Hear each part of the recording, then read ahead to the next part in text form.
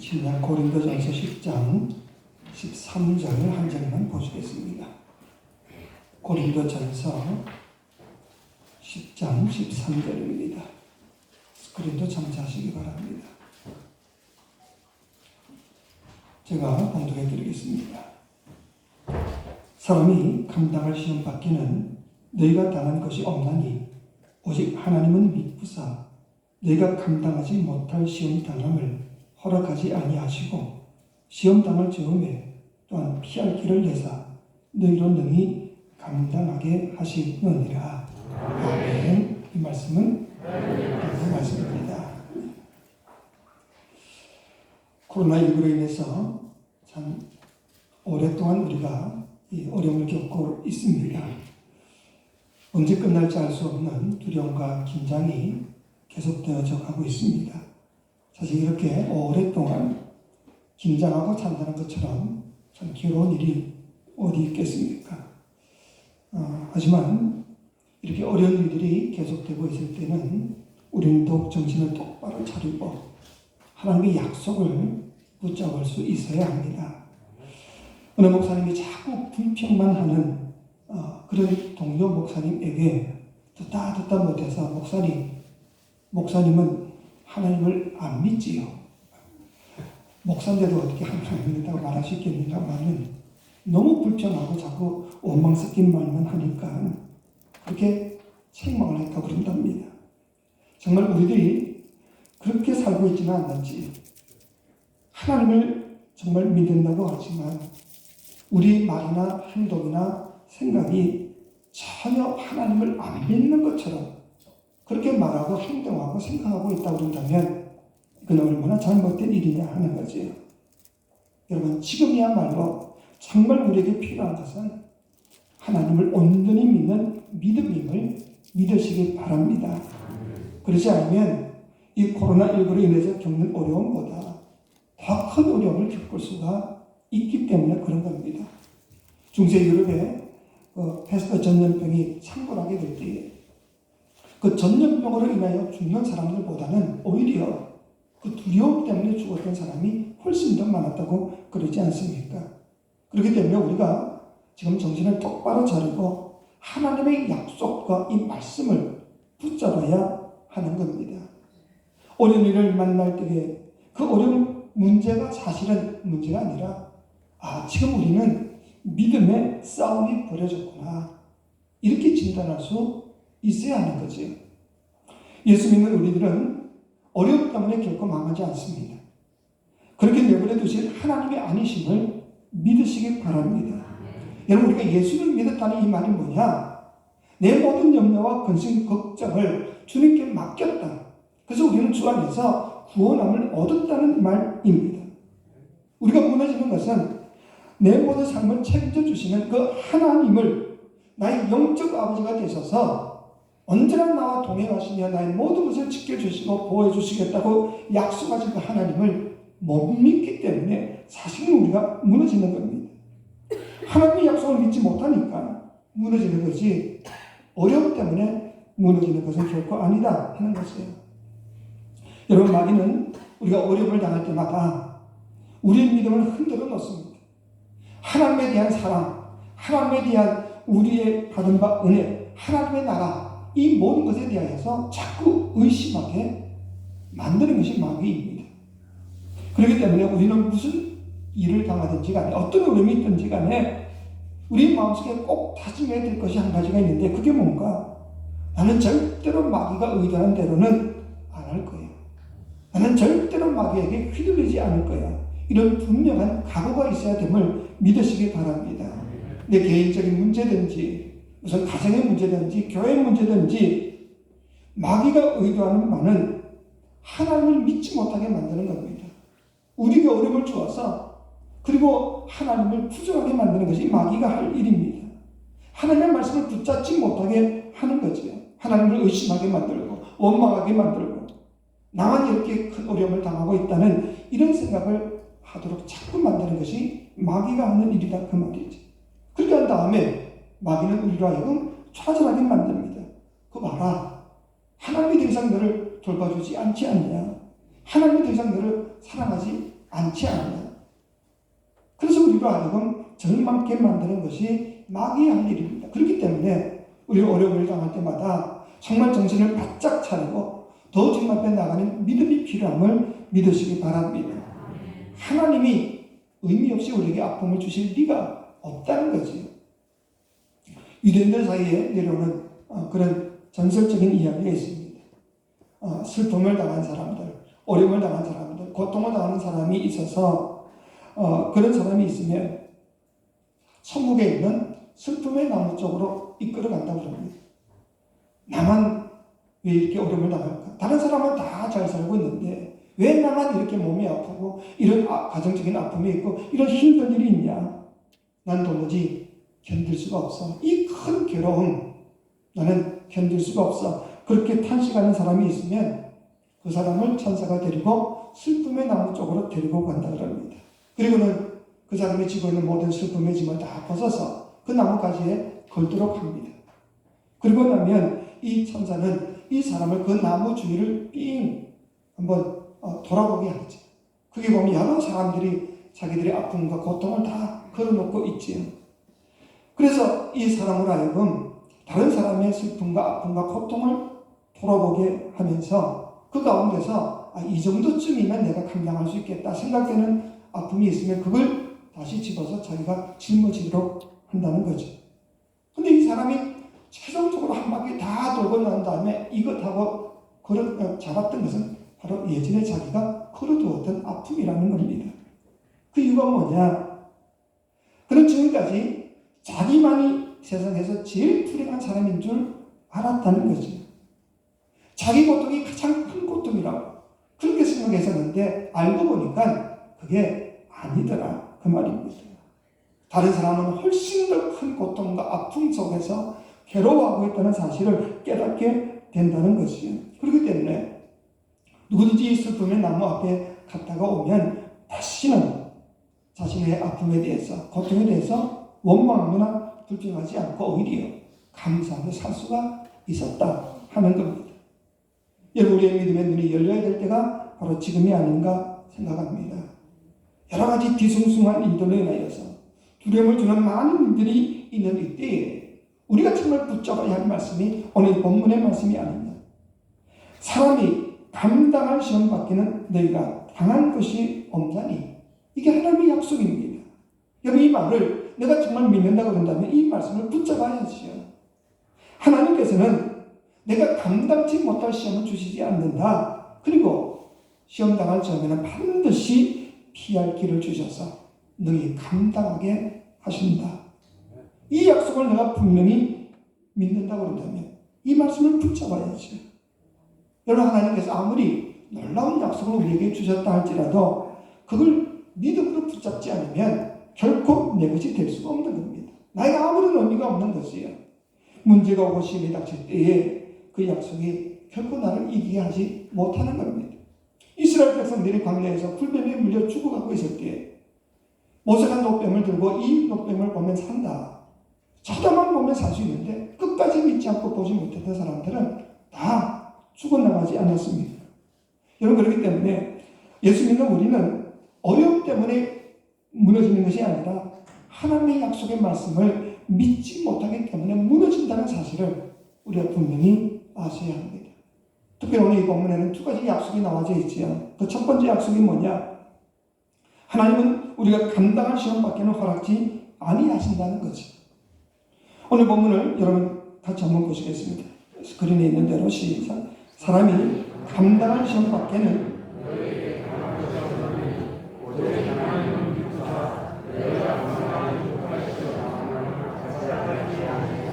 아멘. 우리가 이 약속의 말씀을 붙잡는다고 그런다면 이건 내가 감당할 만하니까 주신 시험이야. 그런 마음을 가지고 살게 되면 어떤 시험이 오더라도 결코 무너지지가 않는 겁니다. 그러면 사실 욥은요, 사람으로서는 감당치 못할 시험을 받았습니다. 마귀가 그건 인정했습니다. 이 정도쯤 되면, 이 정도 시험이면 누구나가 다 하나님을 저주하고 하나님을 떠날 거예요. 마귀가 인정할 만한 그런 끔찍한 시험을 당했었죠. 근데 성경에 보면요, 하나님은 그 시험을 허락하셨다. 그렇게 기록합니다. 이 허락하셨다는 의미가 뭐냐? 욥은 틀림없이 나를 저주하고 떠나지 않을 거야. 주님이 그렇게 믿으셨다는 겁니다. 그 믿음을 보시고 하나님은 마귀에게 마음껏 시험해봐. 그렇게 하셨다는 거죠. 감당할 만한 시험이었다는 거지요. 여러분 그렇다 한다면 우리에게도 이 약속의 말씀이 적용되어야 되지 않겠냐.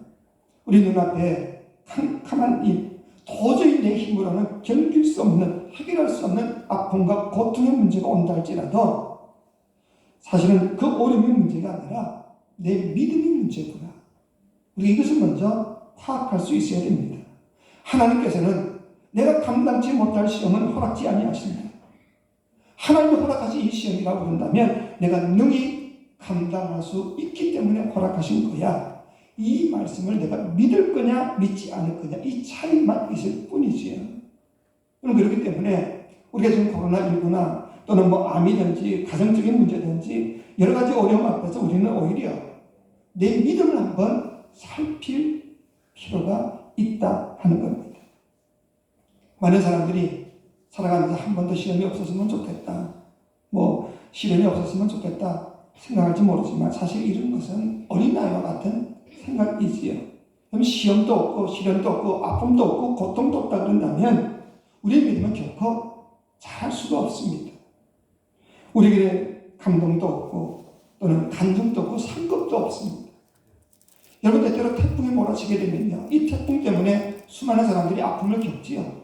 그래서 이런 태풍이 없었으면 좋겠다 착각하지 마십시오. 태풍이 없으면요 이 생태계가 제대로 살아갈 수 없다고 그러지 않습니까? 바다가 뒤집어지고 밑에서부터 아래까지 다 산소가 공급이 되고 태풍으로 인해서 우리가 훨씬 더 유익한 일들이 많다. 시험과 시련이 우리에게 유익하기 때문에 하나님이 주신 것이지 없어도 되는데 주신 것은 결코 아님을 믿으시기 바랍니다. 하나님의 뜻은 우리는 잘 알 수가 없더라 이 말이죠. 유대인들의 그 성경을 풀이해 놓은 미드라시라는 책이 있습니다. 이는 자기들 나름대로 해석해 놓은 책인데 그게 보면 창세기 22장에 하나님께서 아브라함에게 내 아들 이삭을 내게 바쳐라 하는 그 내용이 나오죠. 근데 그 책에 보면 그런 이야기가 쓰여져 있습니다. 아브라함이 하나님께 물었습니다. 아니 하나님, 왜 저에게 독자 이삭을 바치라고 하셨습니까? 제 믿음을 시험해 보시기 위해서 그러셨나요? 하나님이 아니야. 난 너의 믿음을 시험할 필요가 없었어.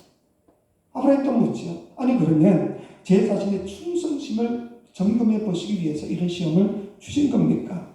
하나님이 아니라고 그럽니다. 그래서 아브라함이 묻습니다. 아니 그러면 왜 독자 이삭을 내게 하나님께 바치라고 하셨습니까? 그때 하나님 이런 대답을 하십니다.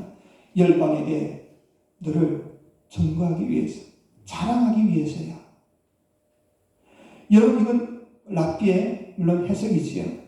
아브라함이 믿지 못해서도 아니고 그 충성심을 검증해 보기 위해서도 그렇게 하신 것이 아니라 아브라함의 믿음을 많은 사람들에게 자랑하고 싶어서 이 일을 한 거야. 이처럼 우리가 하나님의 일을 어찌 다 이해할 수가 있겠는가 그 말이지요.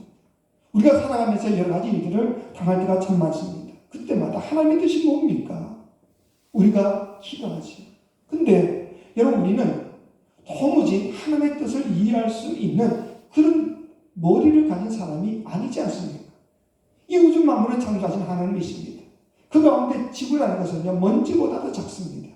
그 가운데서도 우리는 대한민국의 사람으로 태어나져 있는데 이 좁은 머리를 가지고 어떻게 우주 만물을 운행하시는 하나님의 뜻을 이해할 수가 있겠는가?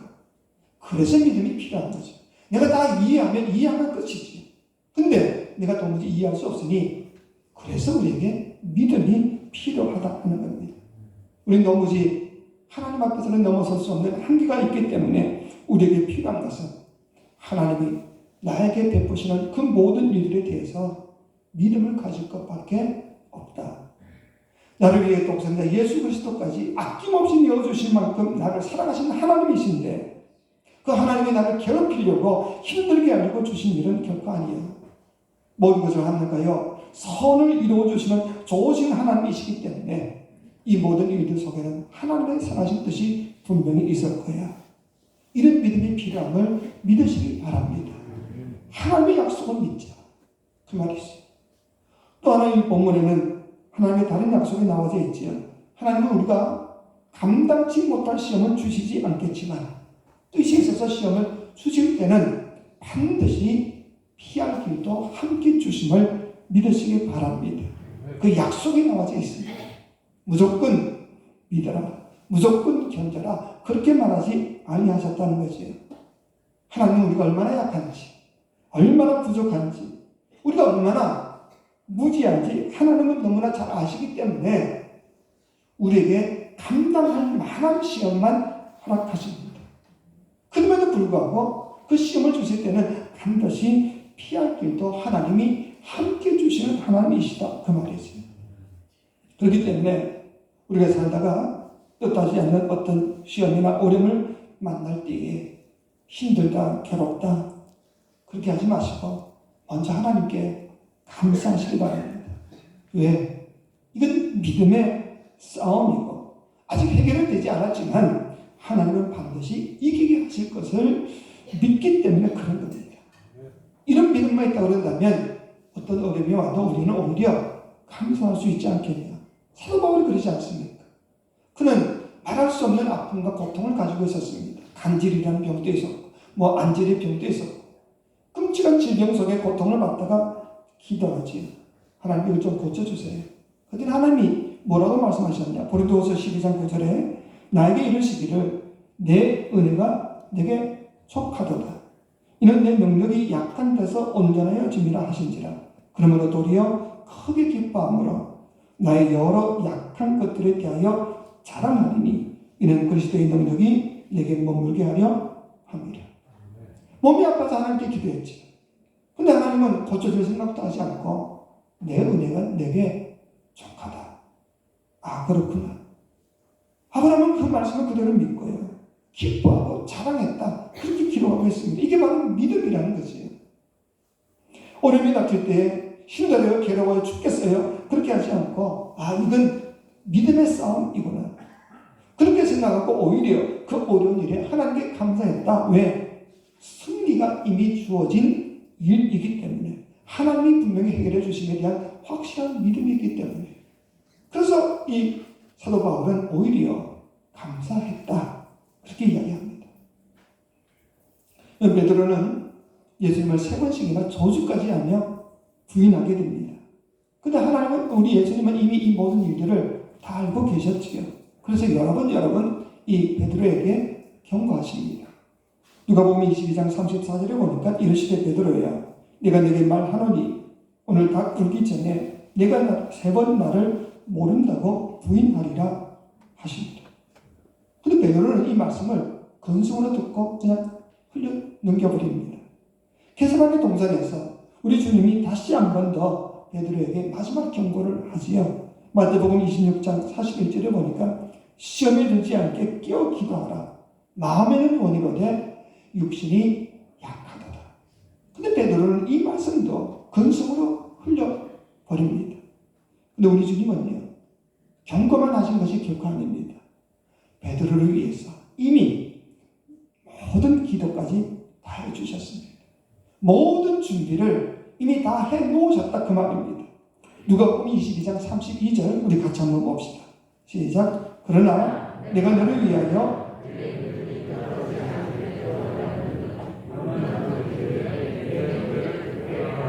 아멘. 우리 주님은 베드로가 3번씩이나 자기를 부인할 것을 이미 다 아셨습니다. 그래서 여러 번 경고했습니다. 그럼에도 불구하고 결국은 베드로가 넘어질 것까지 다 아셨습니다. 그럼에도 불구하고 우리 주님은 이 베드로를 다시 주님의 귀한 일꾼으로 쓰임받을 수 있도록 하나님께 미리 기도해 놓으셨다. 이게 하나님이심을 믿으시기 바랍니다. 우리가 어떤 시험을 당하면 믿음 가운데 이길 수도 있고 넘어질 수도 있습니다. 그런데 주님은 그 모든 경우를 다 준비해 두셨다. 마귀는 우는 사자처럼 두루다니며 삼킬자를 찾아다닌다고 그랬습니다. 그럼에도 불구하고 우리 주님은 우리가 시험에 들지 않도록 만반의 준비를 다 해놓으셨다. 어떻게? 우리 예수께서 십자가에 못 박혀 돌아가실 때에 우리의 옛사람, 우리의 모든 죄상, 우리의 잘못된 모든 것들까지 다 함께 십자가에 못 박히게 하셨다는 겁니다. 마귀는 언제나 우리의 옛사람, 우리의 옛 본성을 건드려서 죄를 짓게 만들고 마귀를 따르도록 만들고 있습니다. 그래서 우리를 그 옛사람을 통해서 공격을 하지. 그 모든 것을 아직 우리 주님께서는 십자가에 자신이 못 박히실 때에 우리 옛사람까지 다 함께 못 박히게 하셨다는 거죠. 그렇기 때문에 우리 모두가 나는 십자가를 온전히 믿습니다. 그리고 나는 주님과 함께 죽었습니다라고 고백하는 자들은 우리 주님이 돌보시기 때문에 어떤 시험, 어떤 문제가 와도 결코 마귀에게 넘어가지 않도록 지켜주신다 그 말이지. 개인의 문제든 가정의 문제든 교회 문제든 어떤 문제든지 나는 예수와 함께 죽었습니다 고백하는 자들은 나와 함께 하시는 그 주님께서 반드시 우리를 이기게 하심을 믿으시기 바랍니다. 믿으시기 바랍니다. 어떤 시험보다도 크신 그 주님께서 나와 함께 동행하시며 내 모든 삶을 책임져 주신다 그 말이지. 여기 요한일서 5장 18절에 이런 약속이 있지 않습니까? 우리 같이 한번 봅시다. 시작. 하나님께로부터 난 자는 다 범죄하지 아니하는 줄을 우리가 아노라. 하나님께로부터 나신 자가 그를 지키시며 악한 자가 그를 만지지도 못하느니라. 아멘.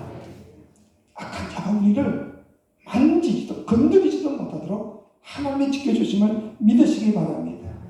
주님께서 이미 우리 모두가 시험에 들지 않도록 악한 문제가 온다 할지라도 그 모든 것을 이길 수 있도록 이미 완벽한 준비를 해주셨다. 어떻게?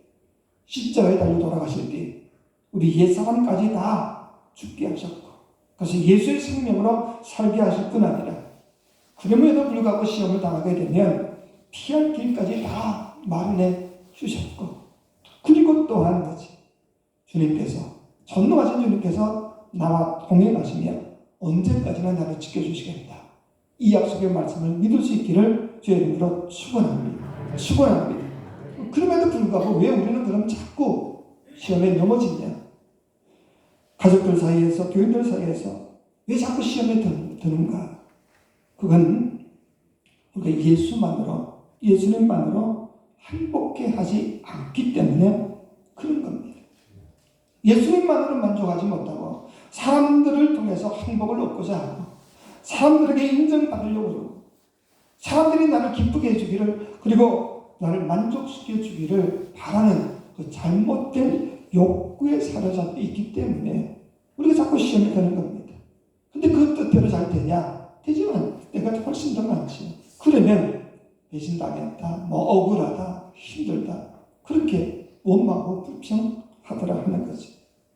하지만 우리가 정말 예수 그리스도로 살게 되면 나는 죽고 예수로 살게 되면 예수님만이 나의 진정한 기쁨이라는 그 영적인 눈이 뜨이고 나면 어떤 사람이 나를 배신하고 나를 힘들게 하고 나를 괴롭힌다 할지라도 흔들릴 이유가 전혀 없지요. 나는 주님만 바라보고 있으니까. 사람이 아니라 주님만 바라보고 있으니까. 그러면 절대로 우리는 시험될 일이 없더라 그 말이지.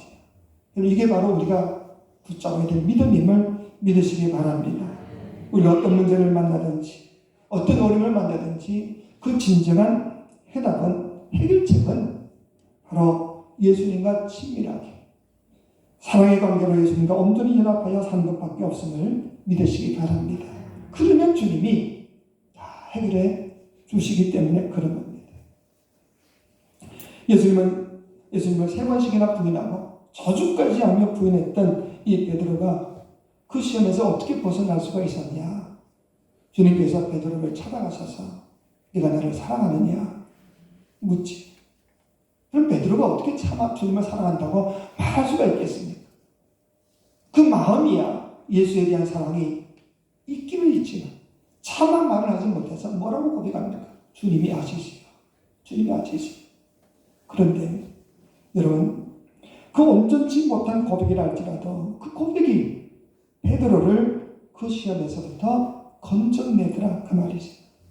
그렇기 때문에 결국은 우리가 주님에 대한 어떤 믿음을 가지냐, 비록 언제나 고백은 하지 못한다 할지라도 주님에 대한 사랑의 마음이 아직도 식지 않았다 한다면 내가 정말 주님을 뜨겁게 사랑하고 있는가? 주님 한 분이면 충분합니다. 저는 어떻게 되어도 좋습니다. 그저 주께서 나와 함께 하시면 그것으로만 충분합니다는 이 고백이 나올 수만 있다고 그런다면 우리는 그 안에 살 길이 있음을 믿으시기 바랍니다.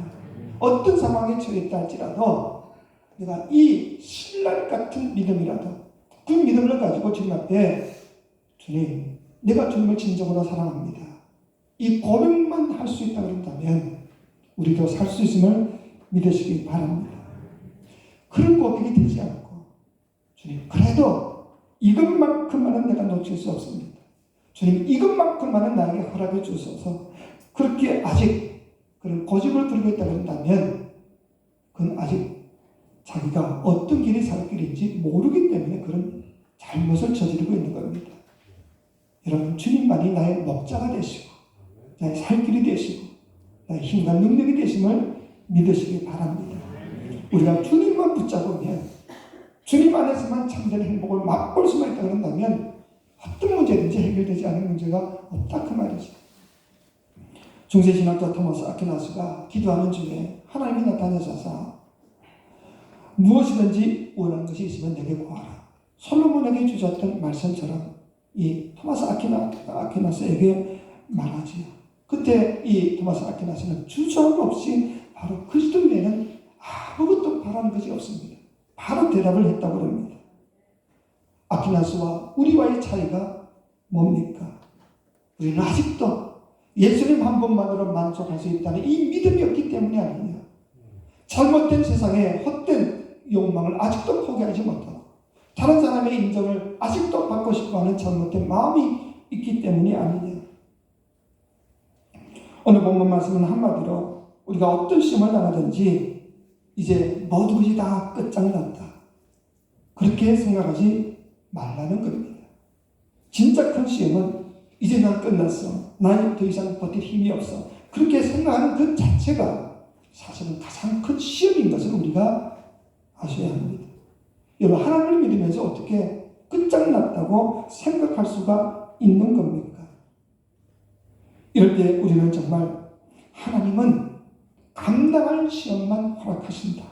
그리고 시험 당할 시험에는 반드시 피할 길도 주신다는 이 약속의 말씀을 믿을 수 있기를 주의 이름으로 축원합니다. 정말 우리가 살아오면서 되돌아보면 얼마나 많은 어려움을 겪었습니까? 그럼에도 불구하고 지금 우리가 여기 이 자리에 앉아 있는 것 아니냐 하는 거죠. 앞으로도 마찬가지입니다. 그래서 내 눈 보기에는 그게 절망이라고 느낄 수 있을지 몰라도 전능하신 하나님 앞에서 능치 못할 일이 뭐가 있겠습니까? 하나님은 해결치 못할 문제가 한 가지도 없습니다. 전능하신 하나님이시다. 못하실 일이 없는 하나님이시고 얼마든지 이 어려움도 넘어가도록 하실 분이 하나님이십니다. 그렇기 때문에 이런 믿음만 있다고 그런다면 우리는 어떤 어려움이 오더라도 오히려 이 문제를 즐길 수 있는 것 아니냐는 거지. 여러분, 파도 타기 하는 사람들은요 더 큰 파도가 오기를 바랍니다. 왜? 그걸 능히 넘어갈 수 있다는 힘이 있기 때문에. 우리도 마찬가지가 아니냐. 나는 비록 그런 힘이 없어도 나와 함께 하시는 하나님께서 나를 도우시고 하나님이 어떻게 이 문제를 풀어가실까, 이 믿음만 있다고 그런다면 오히려 그 아픔과 고통 속에서도 오히려 기대감을 가지고 살 수 있지 않냐. 하나님이 과연 어떻게 풀어가실까? 내가 믿는 하나님은 전능하신 하나님이신데 이 아픔과 이 고통과 이 어려움 속에서 나를 어떻게 아름답게 만들어 주실까? 이 믿음, 이 기대감만 있다고 그런다면 우리 얼마든지 이 모든 것을 이겨나갈 수 있음을 믿으시기 바랍니다. 이 어려움이 있을 때마다 필요한 것은 문제를 해결해 줄 어떤 다른 사람이나 무슨 의술이나 이런 게 아니라 바로 하나님이 나에게 허락하신 믿음이구나. 이 믿음 가지고 앞으로 어떤 문제가 있든지 주 안에서 늘 승리할 수 있는 저와 여러분 되시기를 주의 이름으로 축원합니다.